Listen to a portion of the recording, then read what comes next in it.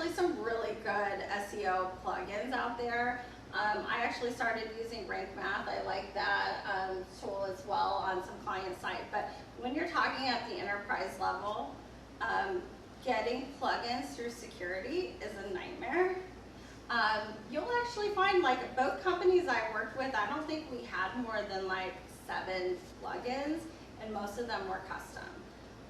Just because of the fact, one, it's just the maintenance of a plugin, but really making sure that you had something that was going to fully be maintained and kept secure at all times and pass, if you're going through VIP, it also has to pass VIP standards. And so Yoast is just one of those steady plugins. They contribute to WordPress core, and they're really in the know. And it's really helpful for creating your sitemaps. We use it to control all our sitemaps. We've customized Yoast so that we can upload custom sitemaps as well. It's a lot easier for me to maintain that than having to go through some dev team to update some sitemap that it lives somewhere that they totally forgot. So it's easier to kind of put this within our control. So that's kind of the greatest thing, is like when you're relying on other teams, we want to create the most opportunity that we can to self-service the things that we can do ourselves. And WordPress has really been the tool to allow me to do that, and all my team members. Yoast is fantastic for going in and optimizing your category and archives optimizations. It's a very overlooked thing, but I can't say enough. It's just going in and just taking out the basics. Usually by default, when you turn on Yoast or even WordPress, your category archives. So say you have a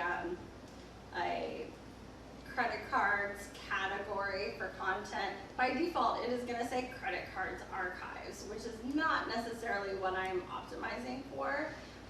No one searches that way, so being able to go in and optimize even just the title tags. Take the time to write descriptions for your categories. You could do them in Yoast as well. There should be a description at the top of every category, and if you struggle to write a description, you probably shouldn't have a category for it. One of my go-tos is to no index all the tags. People love to go tag happy. Sometimes at the enterprise level, we can actually get a lot of traffic coming in through tags, but they can go out of control, even at the smallest of companies. So a lot of duplicate content usually. So you never want to have the same tags that you have categories. I see that a lot. We are duplicating. Controlling indexing. So again, what content, what pages, what things get indexed or not on your site. Constantly be looking at that in Yoast. I check in like every other week because I have a dev team that someone's going in and they're creating a custom post type and it's not even rolled out. It's for internal usage. And guess what? It's in my sitemaps. No one's indexed it. It happens all the time. So this is how I always check in. So it's definitely not a one and done type of situation. They also have a couple of additional features that I really, really love. The News SEO plugin is really great if you publish for news.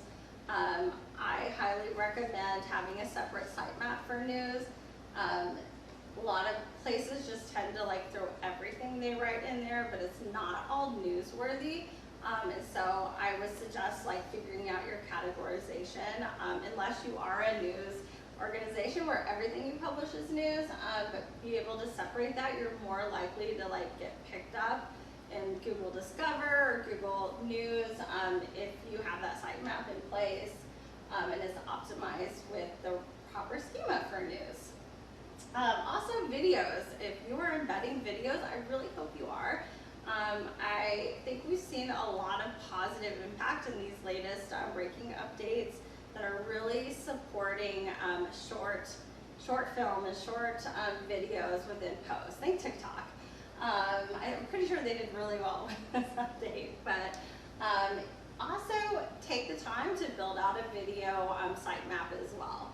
and it sets some standards for the schema that generates. A lot of times you think you embed the video within your post, it still doesn't automatically have video schema. So you want to make sure that is being put into the headers as well. And then my favorite offering for Yoast is that once you have it installed and you're using the block editor, you will have FAQ blocks and how-to blocks. And it allows you, it automatically generates a schema and puts it in the header. I can't tell you how overlooked, especially FAQs, can be. We started implementing them when I started at AutoTrader and Kelly Blue Book, and I can't even tell you now how much traffic that comes in from those questions. It's night and day, just incredible. And to have that custom built would have been a nightmare. We tried to get it done custom, and I'm like, why are we doing this? Like, just use the block. And it instantly, again, another way we can self-service and unlock where we can,